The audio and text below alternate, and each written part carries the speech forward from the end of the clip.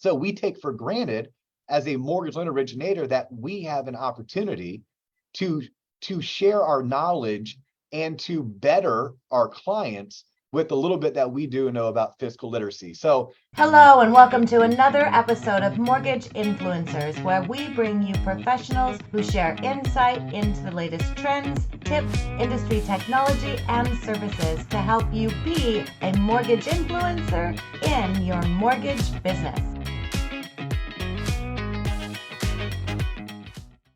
Okay, now we're streaming live. And welcome to those that are joining us through Zoom. Happy Wednesday. My name is Ginger Bell. I have Scott Schang with me. Hello, Scott. And we have, I need to get a drum roll, a new co-host. woo! Official day on the job. Welcome to the team, Mr. Steve Richmond. Yay. When Ginger says jump, I say how high, and let's just leave it at that. Luckily, it's not a very high, limbo stick. So, and then our guest today, who I'm very excited to have on, Mr. Dustin Owen, who is the host of the Loan Officer Podcast. So, hey, boys, welcome. Ginger, thanks for having me. And Steve, welcome to the crew. Yeah. That was like my pleasant surprise. I was like rushing to get logged in. Of course, I'm clicking all the wrong buttons. I was having to lay down a bonus podcast episode because I'm so fired up about the misinformation going around regarding loan level pricing adjustments. I told my producer and co-host, I only have 25 minutes. I have to get on Ginger Bell's podcast. He's like, yeah. I go, no, you don't understand. Hers is live. This is a live event. So no, I'm happy to be here. I'm happy to be sliding in the last minute.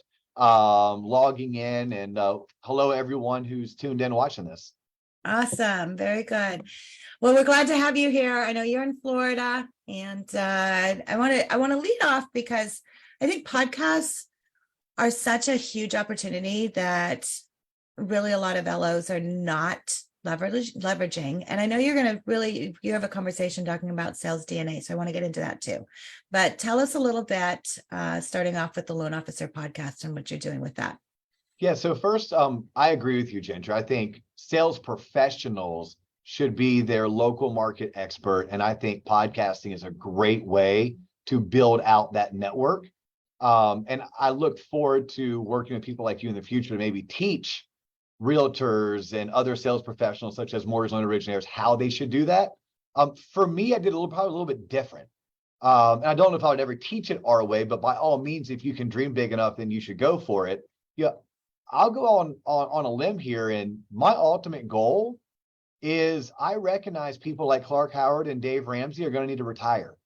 I understand that at some point, their messaging, although it was phenomenal messaging, and I looked up to both those men throughout my career, their messaging isn't what's resonating with that 19-year-old or that 29-year-old or even that 35-year-old. So I look at what we do as, look, we are your financial friends with benefits.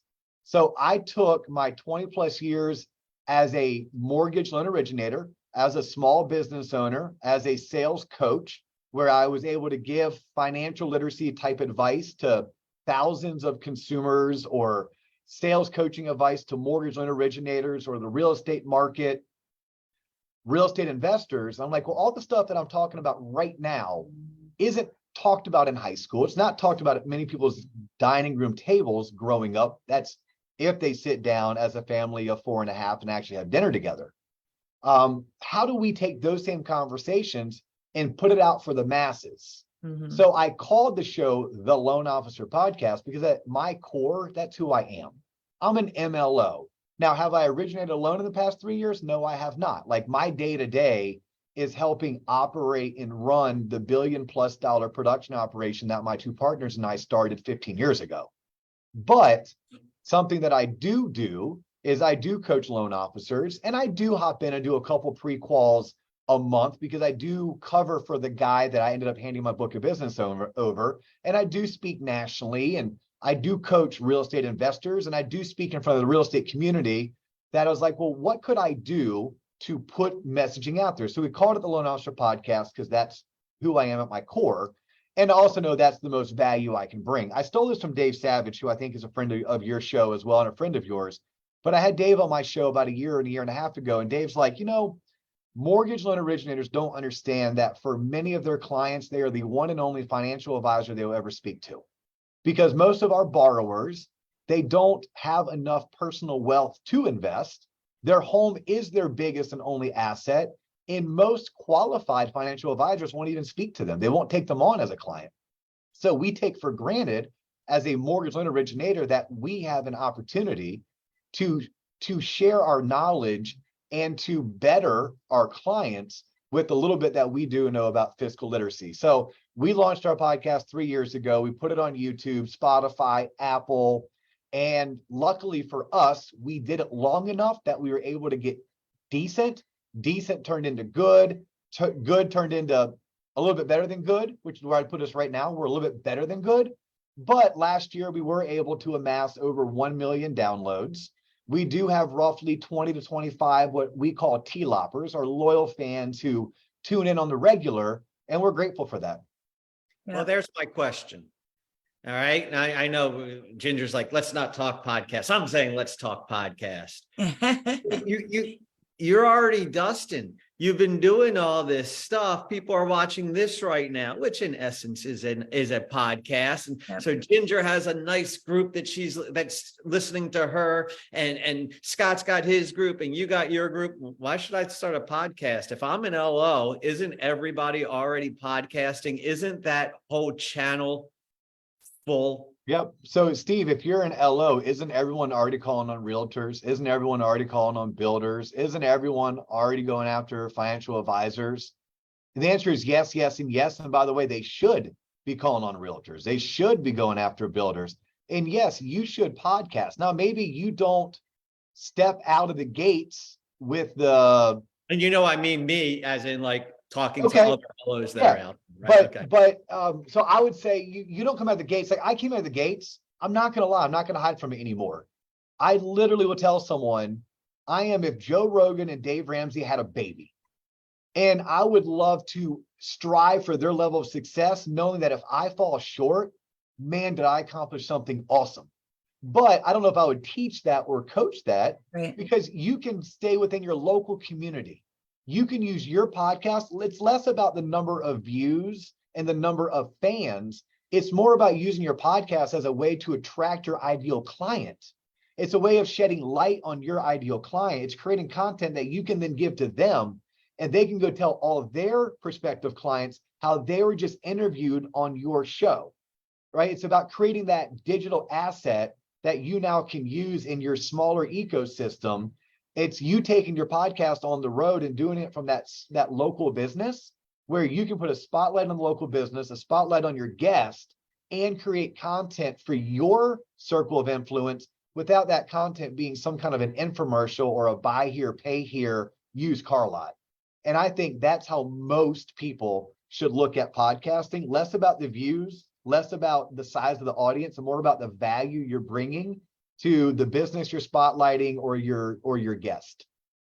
Yeah. And one of the things that I always like to bring up as well is when you do something like a podcast, you have no competition because nobody else is you.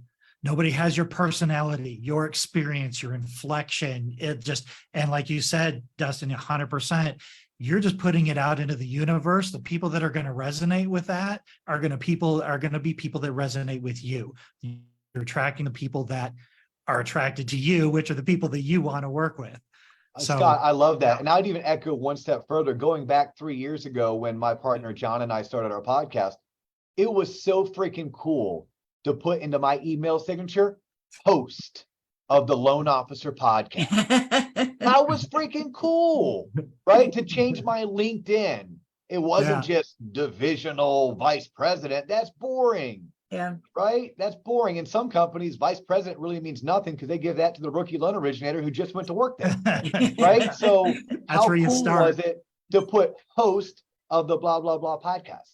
Yep. No, are you drinking a Moscow Mule? Is that what I saw? See, That was I was thinking the same thing. It You is should do a 2 p.m. podcast. It is 2 p.m. Here in Winter Dustin. Park, Florida. I cannot tell you what is in this copper mug. I can tell you that if it was a mule, it'd probably have bourbon in it. But more than likely, it's a clear liquid. I love it. So we may not get into the sales DNA, Dustin, which may be down the road, but since we started down this whole podcast thing. And with the podcast, and this is what people need to remember in doing the podcast, it gives you that celebrity, that branding of what you're talking about. So now you're the host of. And it gives you a reason to call the real estate agents, the financial planners, those calls that you're making. It gives you a reason to call them and invite them to be a guest onto your podcast. The other thing it does is it gets you visible on social media over something that you don't have to come up with content. I mean, one of the things we love about doing this podcast, and we do live stream our podcast weekly. I'll tell you why I did that, is to hold myself accountable. Because I knew if I did it every single week at a certain time, I couldn't get out of it. I brought Scott on originally as my partner in crime, and he's been with me almost every single week, thick and thin. I think we're almost 3 years now because we started during COVID, I know. Wait, really? I think we started in 20, I'll have to look, at least 2 years. And so you can easily do that. But if you don't, you can set it up where you can record it, right? But if you invite your real estate agents and you think about, I call it your 3 W's. So it's like, think of Wonder Woman. So who is your audience? Your audience, honestly, in starting a podcast is realtors, not consumers. So when you think about starting a podcast, who do you want to build your influence with? With realtors, with financial planners. So that's who your audience is. Cater to them and invite other real estate agents on and talk about their best practices, because guess what? Other real estate agents listen to other real estate agents, right? And so you don't have to talk about mortgages. You can honestly start a podcast, invite real estate agents, invite financial planners, if that's your audience. Who do you want to go after? And then let them know what they're going to learn. So for us in Mortgage Influencers, that's what we did. It's like, originally we started talking about video and how we expanded from that. So what are they going to learn? And then, why should somebody watch it? Why are they going to watch? Why are they going to put that time in? Steve, you hopped on the call and said you just watched Scott's podcast on the Chat GPT. And so, and Scott does an amazing podcast that really gets into a lot of the technicality, not just of Chat GPT, but a lot of different systems, processes, disciplines really that should be used in our industry. So figure out those 3 W's and then just get it started. Now you do yours live, or you don't do yours live, but you do yours live. Like you have to be face to face in order to be on your podcast, right? Yeah. So I have a couple rules, and this comes from a podcast fan. And I can hear the difference when I'm listening to Ed Milet or Joe Rogan, the 1 or 2 times that they haven't had a live audience or live recording. So yeah, I do mine in person. So we record out of my office at 2699 Lee Road in Winter Park, Florida, or I will take the show on the road, so to speak. So I recently did 2 podcast episodes from the School of Business at the University of Central Florida, which was freaking amazing. I now want to do 1 university a month, every single month, because we had a handheld mic. We had 60 students in the room, and they got to ask questions regarding financial literacy, career advice. Heck, one guy even asked me what I thought about the football team this year, which I was really stoked about answering that. Next month, we're going to be at the Mortgage Bankers Association of Georgia. So MBAG is doing an annual event. They reached out to us. In Florida, by the way, I hear. By the way, it is in Florida. The Georgia Association but, in Florida. But we're going to drive our happy rear ends up there, participate, and we're going to podcast 3 episodes from the Mortgage Bankers Association. So I'm from the beach, we're going to be on the beach. It's going to happen. If we can get enough sunblock for Steve and I in our heads, Steve and I are going to do a podcast episode together, him as the guest, me as the host, and we're going to try to do it from the actual beach if the sand doesn't muck up our equipment. But yes, to answer your question, I do it. We record it live in person. and it typically gets produced within 24 hours and then it gets released. So a perfect world is we record Monday, drop Tuesday, record Thursday, drop Friday. That's in a perfect world. A week like this, when I was in DC last week for the Mortgage Bankers Association, I was in Palm Beach Gardens yesterday speaking at a mortgage event. So today we literally did 2 episodes. One will drop Friday, one will drop on Tuesday. And then what we're gearing up to do, and Ginger, you and Scott, and now Steve, you guys encouraged me to do this, a 3rd weekly episode. This will be a true live episode. I want it to be with call-ins. I want it to be people asking their questions. I don't want to have an agenda. I literally want to take calls as if it's like 1997 and we're talk radio all over again. Nice.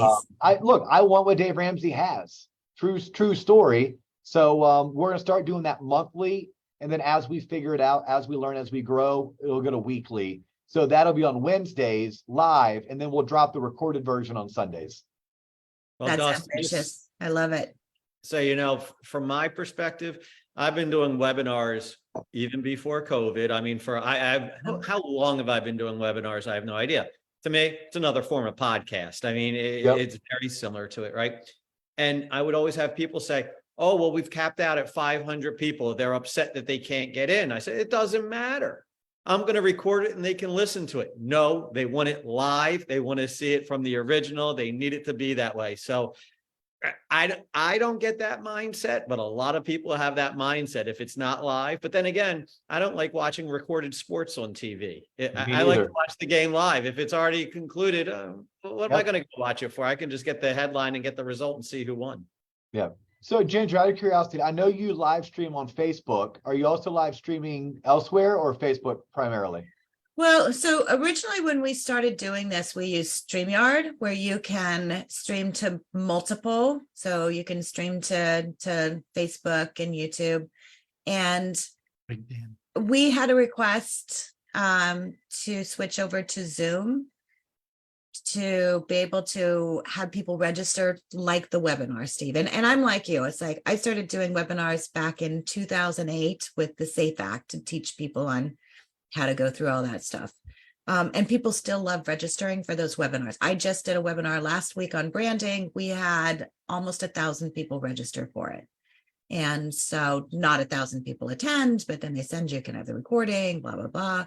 And so the problem with Zoom is it only allows you to stream to one platform at a time. So we have our Facebook group, we stream it to the Facebook group, and then we take the recording and turn it into a podcast, and then we post that onto YouTube. And that's where we found. So combining the two, and this is the advantage of doing live. And I love the fact that you're asking questions because we have questions. We have a question for you. I'll bring up in just a second here, Dustin. So that part of it is really cool in doing live and be able to have that interaction. People really like that. It's kind of like the webinar, Steve. But then you can still take that. And even though we're not streaming onto YouTube, we're posting it onto YouTube. And then we stream it onto Spotify and iTunes and all that other kind of stuff too. That's what a podcast does for you is it's not just the one. It's not just like the webinar. It gives you an opportunity to take and repurpose. And I just actually recently found a software and I can't remember the name of it. I have my team testing it out, but you honestly upload your podcast into this software and it within about your podcast is 30 minutes. So it has to go through a 30-minute cycle. It usually runs about 35. It will split it into, and it probably uses some AI kind of technology thing on it. It'll split it into segments. So now you can take those smaller segments and repurpose that, which Steve, you and I were talking about yesterday, right? And so now you have additional content. And that's what I love about podcasts is you have that, the one, you don't have to come up. People run into this all the time. It's like, I need to do a video. What the heck am I going to talk about? And Scott, you do a lot of videos by yourself, which is hard to do.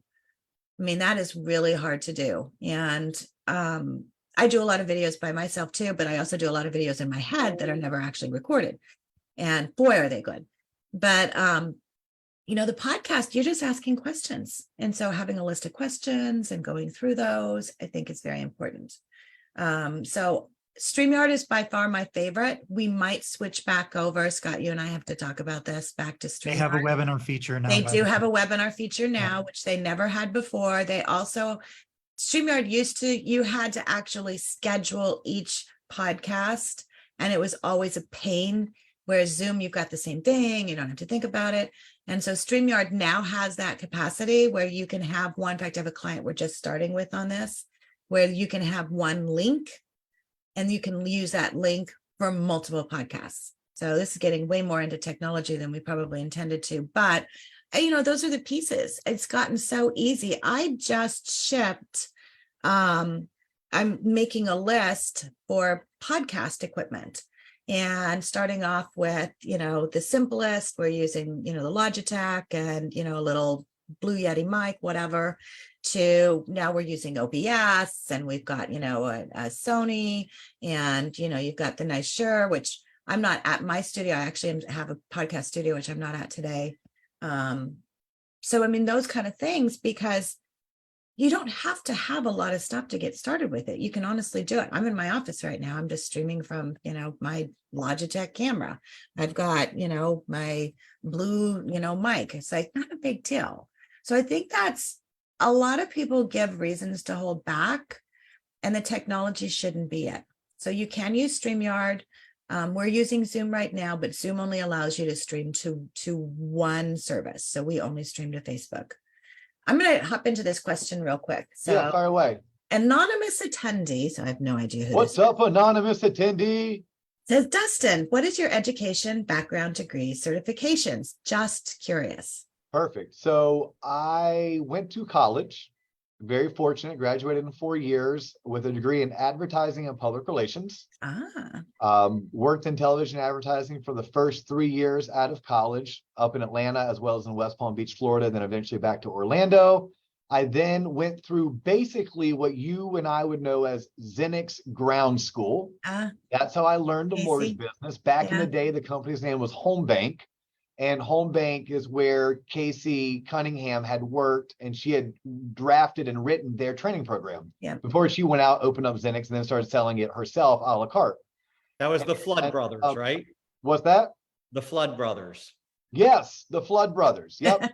And then eventually, that was my background, right? So I had a 4-year degree, advertising, public relations, 3 years working in TV advertising, of which 1.5 was hardcore sales. So I had a hardcore, like literally, here's the phone book. Everyone who is advertising in the phone book, for those old enough to remember a phone book, they should also be advertising on WFLX Fox 29. Here's your phone, start calling. Like that was my introduction to sales, which made calling on realtors that much easier.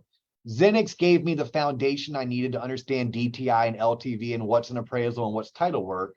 But then you kind of learn as you grow. I am, and this is probably something I'm very proud of, I am a CMB. Right. So I have my certified mortgage banker designation. I'm one of only probably 1,000 active mortgage bankers that holds that designation.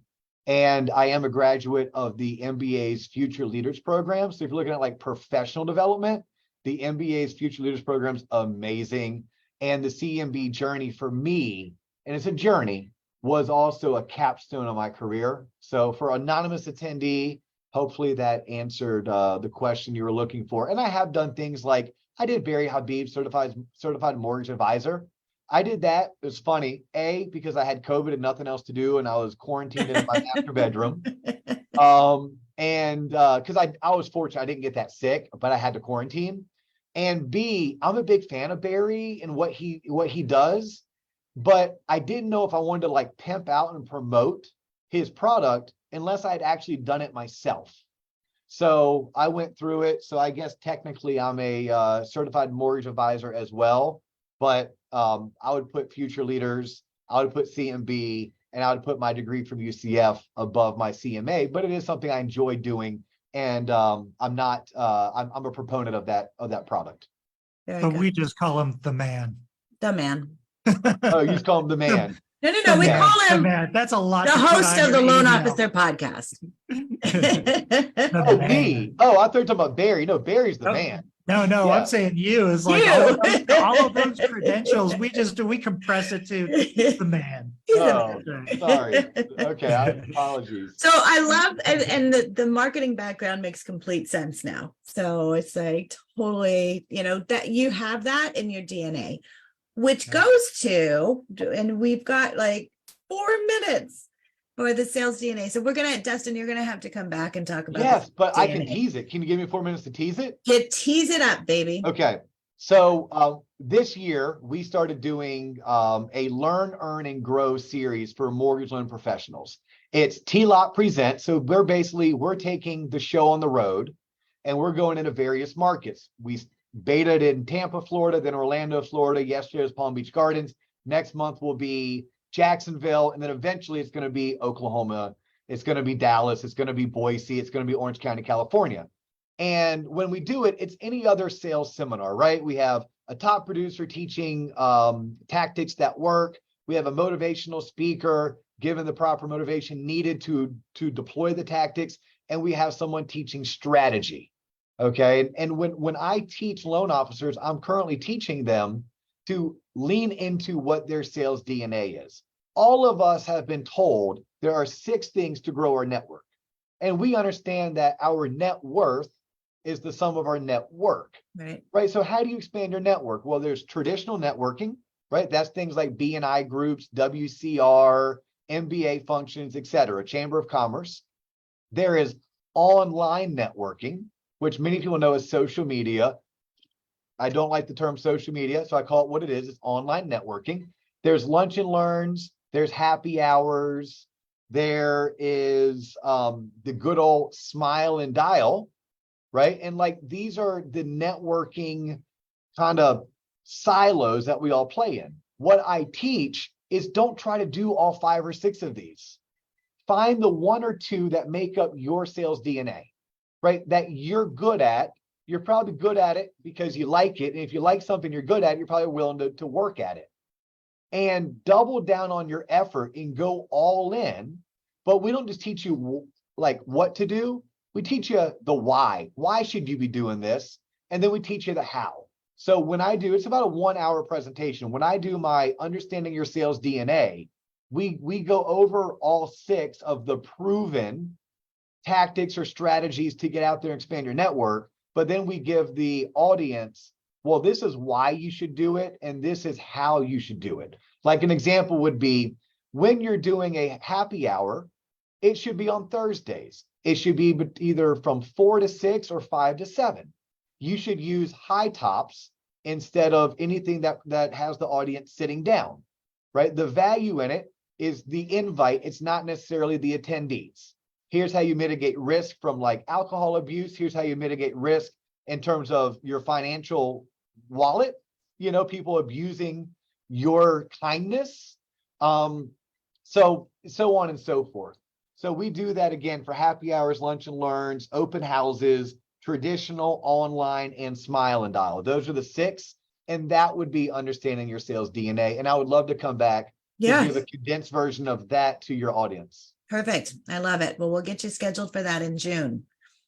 Or they can go see you down in May 23rd down in Jacksonville, Florida. If you want to come down to Jacksonville, Florida, May 23rd and see me speak, see Steve Richmond speak, and more than likely one of the best mortgage loan originators I know, a guy by the name of Mike Smalley, who funds $60 to $90 million a year while also running 5 branches. As Mike will put it, today he told me, I'm closing $8 million next month and I work part-time because his full-time job is helping run his 5 branches.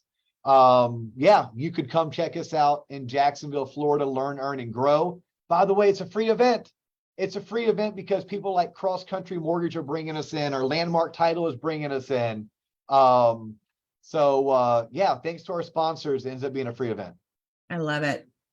And so here's the thing, and we're going to close this out. So definitely coming back. Thank you for that. Here's what I love. Most people think when you think of your sales DNA, they're thinking internal, right? It's like, what am I made up of? What you gave for the sales DNA are action items.